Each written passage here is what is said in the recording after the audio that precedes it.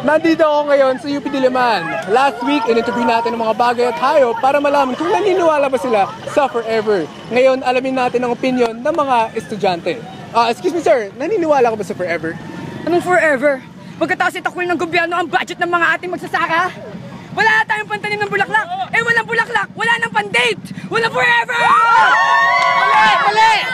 Kakamali ka dyan. Sabi ni paring Schrödinger, pwedeng wala, pwedeng meron. Pero wala pa akong experience, kaya okay lang ako dyan! Mali! Dahil ayon sa teorya ng Robertsalismo. Okay, tama na. Tigil na natin to kasi medyo nanonosebleed na po ako. Ngayon, nakuha na natin ang opinion ng mga taga-UP. Lumipat naman tayo sa Ateneo. Andito ako ngayon sa... Gulo-gulo naman taga-Ateneo. Andito ako ngayon sa Ateneo para malaman kung naniniwala ba sila sa forever. Ngayon, maghanap na tayo ng estudyante para ma-interview. Excuse me sir, pwede magtanong, naniniwala ba kayo sa forever? What? Naniniwala ba kayo sa forever? Sorry, what? Oh, sorry. Do you believe in forever? Oh, yeah, dude. Here at Ateneo, we believe in forever, but you gotta fight for it. We have this saying, you found the one and you wanna keep her.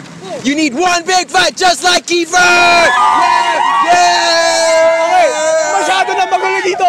Kailangan na natin lumipat. Lumipat naman tayo sa Miriam para malaman kung naniniwala ba ang Miriam sa forever.